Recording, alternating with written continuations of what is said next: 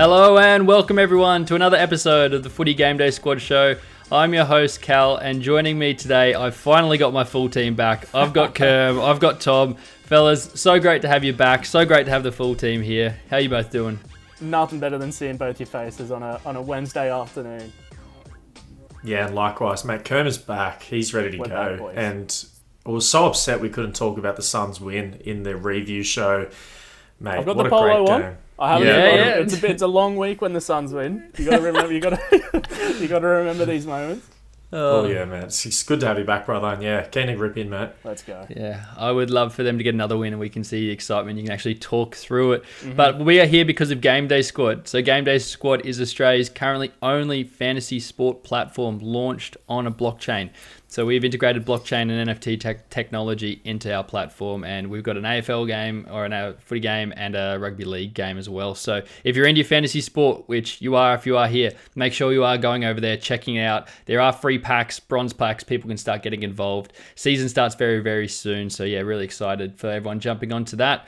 But guys, we are here for the preview show, round 5. And Kerm, we've missed it the last couple of weeks because you haven't been here, but you are going to give us our weekly team news. Now, you did say we are here on a Wednesday, so we don't have the official news. So you're going to have to try and use your crystal ball to sort of predict a few things. But yeah, keen to hear what you've got. Yeah, so I'm keen to talk some footy here, and we do have some locked-in news, some fantasy-relevant news as well. Kicking us off is a Collingwood big star, Jordan De Goey. He's back in after suspension. He should line up in the midfield for the Pies. Paddy Cripps, Cal's boy, has done a hammy and is out for at least a week, minimum, they're saying. So it's not as serious as they once thought at the start, but since scans, it should be minimum a week, most likely 2 weeks. Great outcome. Very good outcome, and he should firmly still be up in the Brownlow odds after that. Another one of Cal's guys, Ollie Wines, is out for this week versus Carlton with, I think, heart irregularity. Is that right? Yeah, we were speaking about that in the review show. Super scary. Tom smacked the sell on him in our buy sell hold. So that's harsh. if you haven't heard our previous review show for round 4, jump in, have a listen to that. It was a little bit spicy.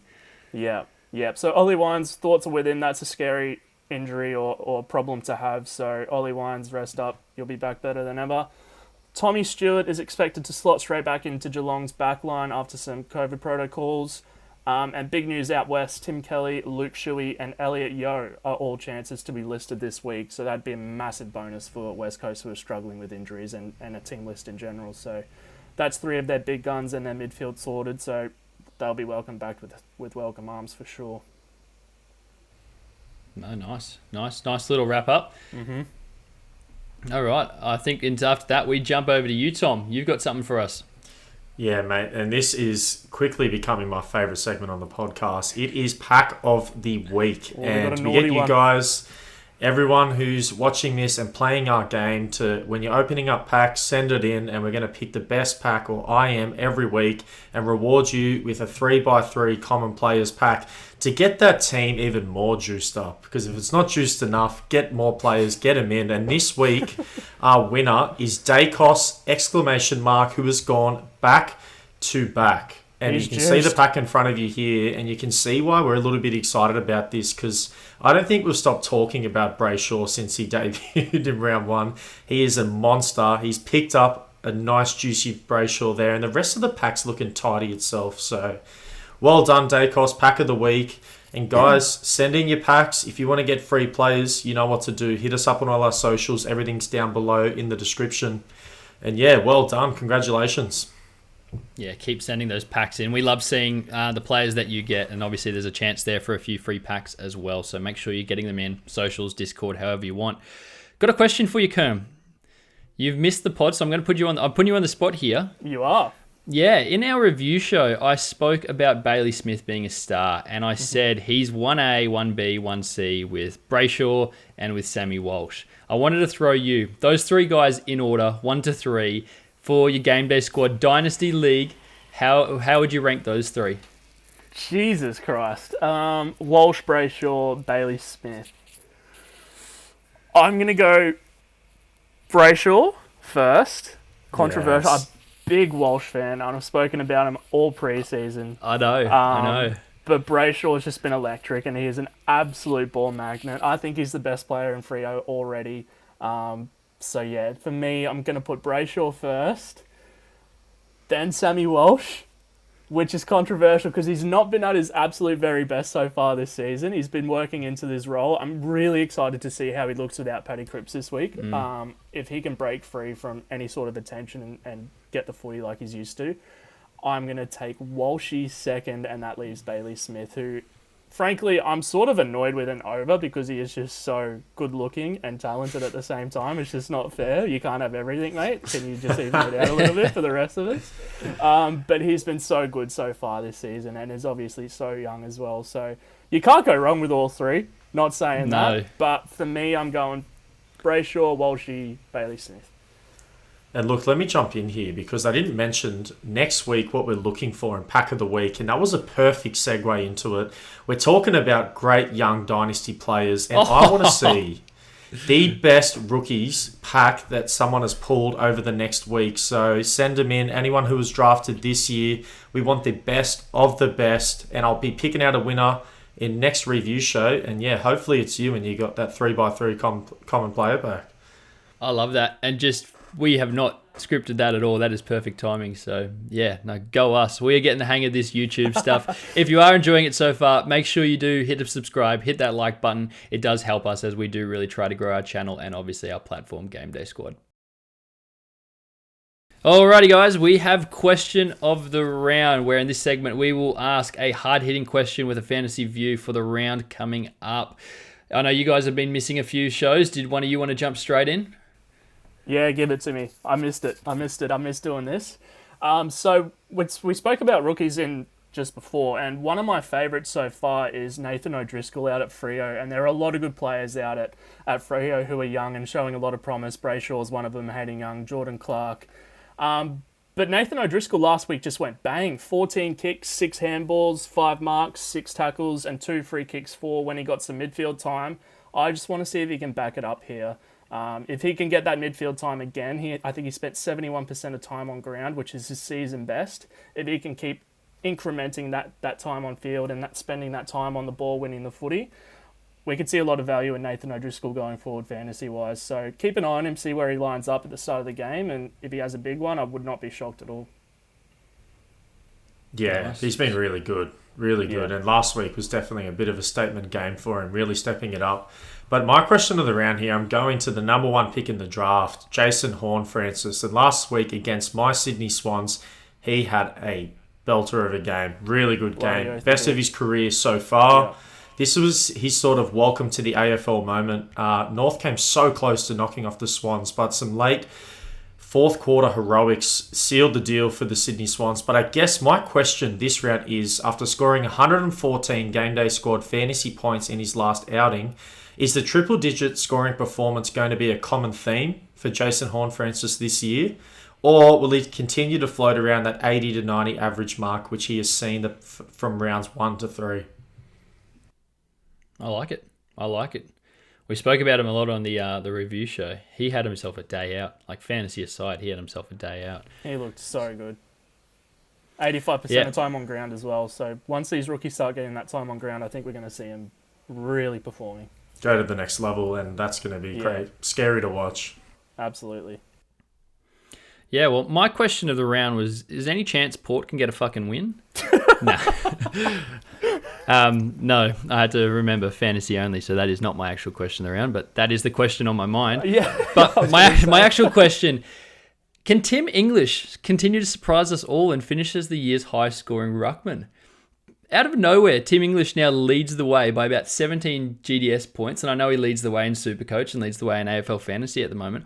But what's just been amazing from him is how consistent he's been. So hasn't had a game below 115 GDS points, and he's already had a season high of 150 plus, and he's doing it all about 85% time on ground. So yeah, really, really becoming an awesome player to have. Someone who I'd never considered at the start of the year. Oh man! But yeah, I'm interested to see how he goes against North this week, because North traditionally carry an extra ruckman. They play quite tall. So yeah, I'm going to see, even if when he's under the pump this week, if he can back it up. But yeah, Tim English, way to go.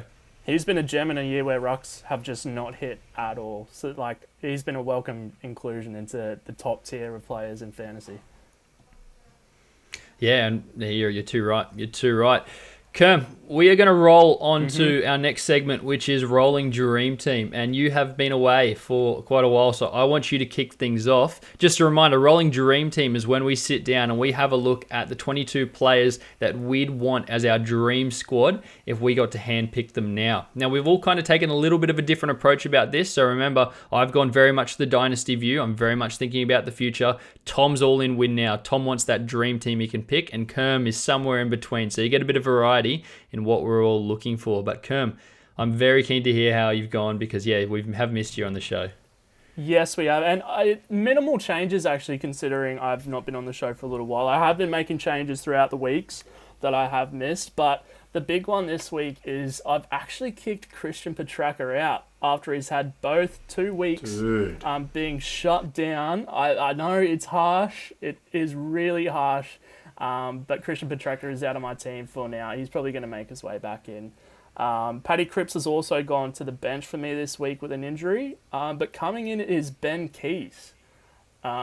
This is a player I haven't actually been fond of in the past, and I was really skeptical going into the season whether he could back up his last year's performance. But he's just been absolutely electric for Adelaide this season, and he's taken his game to another level for me. And Laird did not take away the ball from him at all coming back last week into a full game and full role. So Ben Keys is locked and loaded into my midfield right now. He's younger as well. The other one as well is Sean Darcy still remains as my ruck one, and we've just spoken about Tim English, and I'm going to give Sean Darcy one more week, but Tim English is really, really knocking on the door, so that's going to be one to watch. I'm really going to be focusing on Sean Darcy this week. The ruck's position is just a bit of a mess right now, so I'm going to steer away, and Tim English could be very well in my team next week. Just a little bit of a...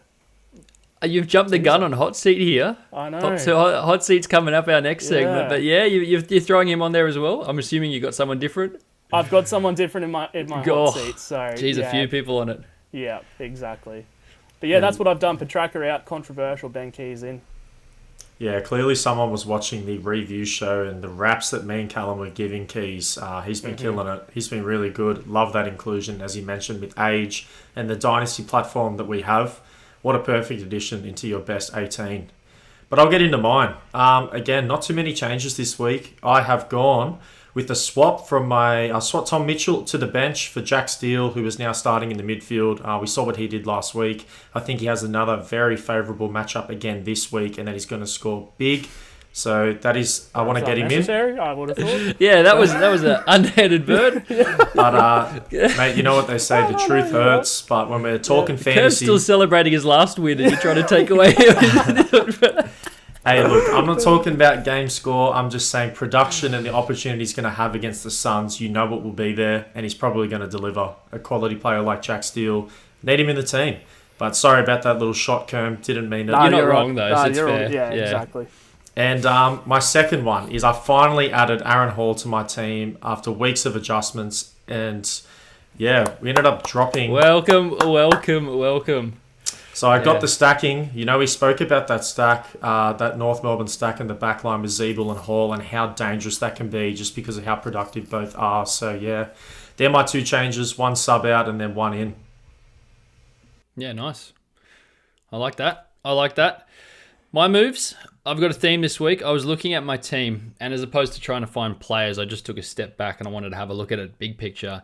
And probably the one player we've spoken the most about on this show, Andrew Brayshaw, and the player I've spoken most about, Bailey Smith, neither of them were in my team, and I'm like, what am I doing? So, Kerm, I have followed you, and I have dropped Christian Petracca, and I've also gone and dropped Tuke Miller completely from the squad. Yeah, so those two guys I brought in are both averaging almost 140 GDS points, and Tuke's around 107 and Track around 118. So I'm a dynasty game. That's what I'm looking for. That's right. And he's not performing, so he's got no reason to want to be in there. And now I will say Cripps has moved down to the bench. So, yeah, that was my other move there. But those guys, two of them straight in. And I'm just, that's what I've done. I don't want to get ahead. I've saw Look my, at you, my mate. my notes. He's in shambles right now because he's just thinking of the fact of how he dropped Tuke Miller from his best 18. He couldn't even get a spot on the bench. That is unbelievable. But you know what? The two players he brought in, as you mentioned, their averages right now, top in the league. Two best players. Yeah, two best It players is hard in to the league. You knock. can't hurt. Yeah, it is hard to knock, but we'll see how it goes. We'll see how it goes. You only got 5 of them, which makes it very difficult. Yeah. Makes it very, very difficult. My note I was trying to fumble through there is I brought in Moore into the forward line, and Martin has jumped to my bench. I liked it on Moore. That was my the swap change because Moore's playing pretty well. He is. He's playing in a forward line for Hawthorn. Yeah, playing pretty well. So stepping up for Wingard disappearing. So yeah, that wraps up our rolling dream team, and let's go straight into the hot seat. And I want to kick this off because I told you Justin Martin was on the bench, and he is in my hot seat. And I'm also starting to look, someone you didn't mention before, Kerm, when you were talking about how good the Freo was looking at the moment, Will Brodie. Yeah. Had himself a game. Will Brodie's another Suns player. Is he? Yeah, he came from the Suns. Oh, no. So now it's even unintentional.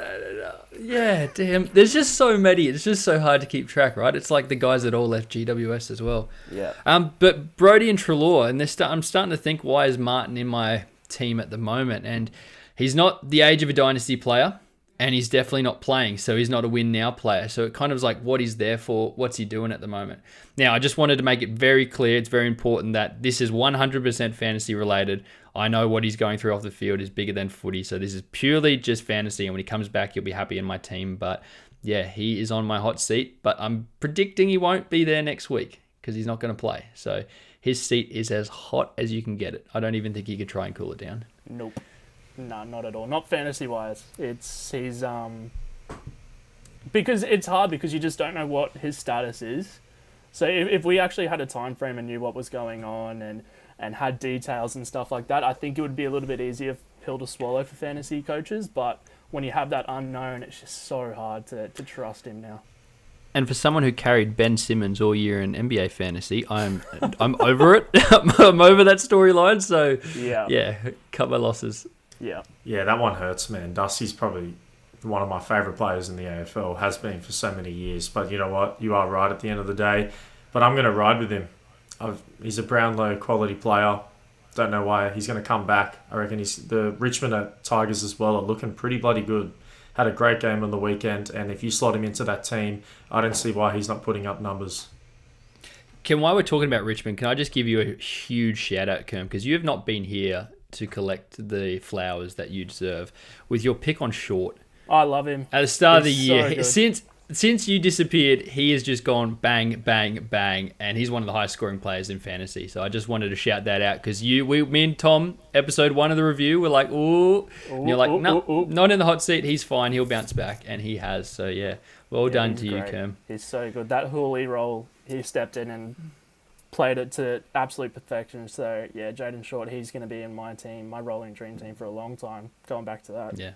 Yeah, nice.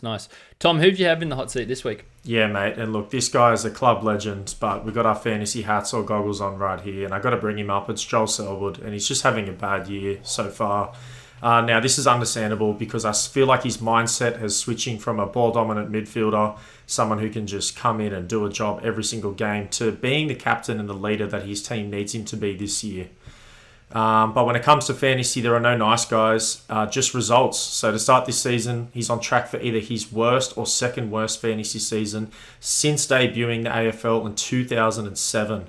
So will or can Joel Selwood turn things around, or are his days of being fantasy relevant over? Yeah, that's a good one because he's been an absolute star for so long. And it's hard to watch the players that you've grown up watching and dominated the league for so long, even without looking at fantasy. He's been a fantasy stud for a long time, but he's been so good to watch, so it's hard to see him decline like this. He's still getting the job done, but yeah. Can I just say, as he was part of that 07 Geelong team that flogged Port, I'm enjoying all those 07 players decline. So I'm maybe the only person in Australia enjoying it. You don't hold a grudge, though. That's the main thing. No. Yeah, not at all. You can see what are we up to? 2022, 15 years on. Yeah, but I will tell you what, when I was going back and looking at all the past seasons he's had, like, he has been so dominant in terms of fantasy. Superstar. Just triple-digit averages nearly every single season, consecutively, like 10 years in a row. That is one player that was set and forget for so long, but all good things must come to an end, unfortunately. Yeah. Lovely.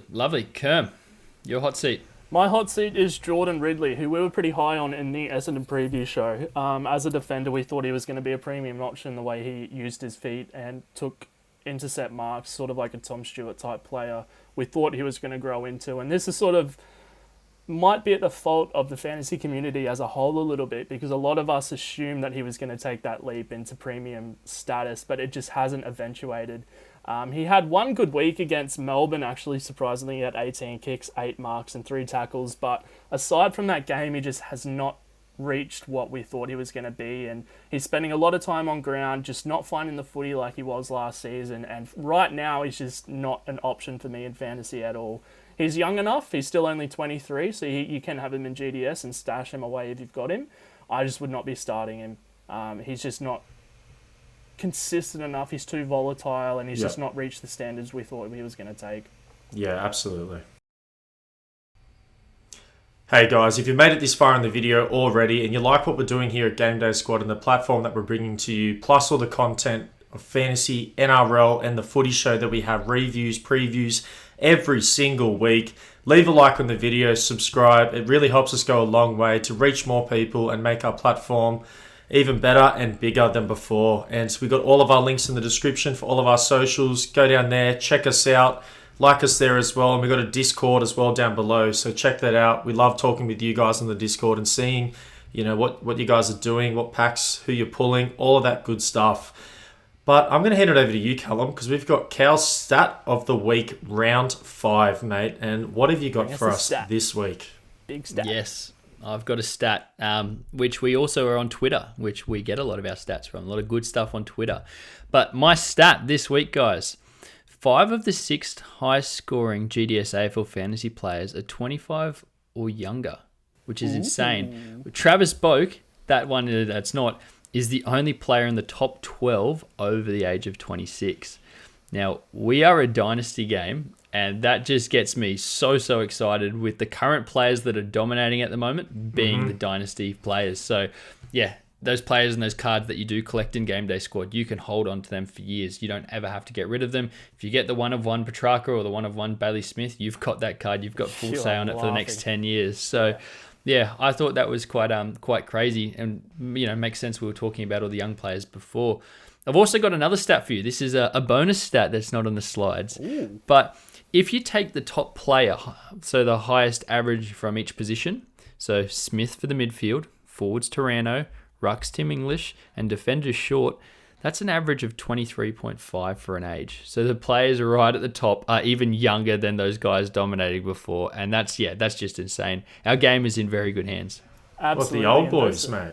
Yeah. It's time to pass on the torch, eh? Get them out. All the young'uns are coming through and saying, this is how it is done. Love that. Yeah, Selwood, see you later. Walking out the door already. Cal's kicking him out the door. Yeah. I'm going to move on. And to our final segment, guys, lock of the round, the one where you actually get to see if what we're saying comes true. And yeah, it's the only one where we actually have to put up when we win and put up when we lose. Outside of winners or losers. That's incorrect, what I've just said. So, yeah. You can guys, who wants to kick us off with how they went last week with your pick? Yeah, I'll take it. I had Aaron Hall from North Melbourne to get 105 GDS points, and he only went and did it. So I'm 3 from 4 so far. I've got 314 GDS points under my belt. And going into this round, I'm actually taking Rory Laird. So we spoke about Ben Keys before. I'm taking another Crows player. I don't want to use my Ben Keys card just yet. But I've got Rory Laird for 112 GDS points this week. Hopefully we can keep the streak going. Yeah, 3 in a row. Well done. Well done. You're killing it. And you've got the lead there, 314. Tom, how'd you go last week? Who have you got this week? Yeah, mate. Look, last week didn't do so well. Had Andrew Brayshaw for 115 Game Day Squad fantasy points. He got 109. Missed out by 6 fantasy points. And while I'm on that, and while I'm talking about close margins, I want to bring up my pick from the week prior because we didn't have a show that week. We had a lot of illness, everything flying around.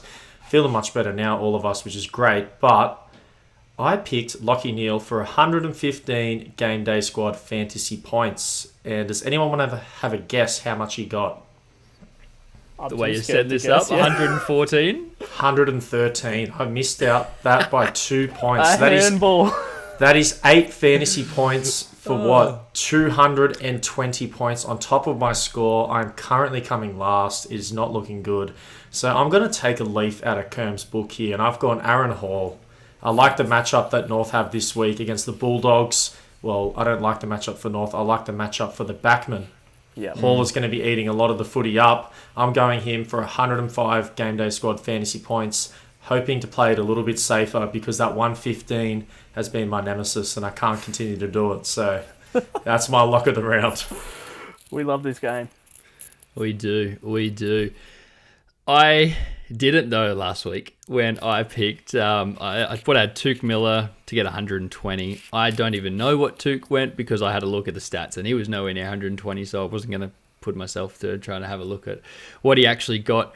So yeah, 2 from 4. I'm in the middle there after a couple of good wins, but I'm going to go Bailey Smith this week to get 120 points. I thought I had to pick one of the 3 guys and I've picked him because like you said, Tom, I think North are going to have a tough day against the Bulldogs. They're playing really well at the moment. So Bailey Smith to get me 120 points and get me back on top of the Lock of the Week leaderboard. So, yeah. Some juicy picks. Yeah, looking forward to seeing how it all falls out, guys. Yeah, I wish you guys the best, but then I don't. I need to catch up. Hopefully you guys bust out this week. And Aaron Hall's coming in for me with 105. You watch Zeeble will go for like 170 now, and Hall will have 70. It's always the way. If one doesn't get you, the other will. But guys, make sure you go check out another series we've just started on our Game Day Squad YouTube channel. Takeaways by Doss. He looks at the AFL round that was and takes the big 5 takeaways that he's got and talks through a whole bunch of stuff. It's really great. Go check it out. Make sure you're getting around him and let him know what you think of what he's doing, and also let us know too. Any of our picks or anything. If you disagree, please let us know because we'd love to hear why. Yeah, leave it down below, guys, in the comments. Yeah, that wraps us up, guys. So unless there's anything, Tom? No, that's it, boys. Thank you very much, ladies and gentlemen. Whoever's listening, we love you all. Wherever you are, we love you all. Appreciate it, guys. Make sure you're checking out GameDaySquad.com.au. Until next time, guys, stay game day ready. See you guys.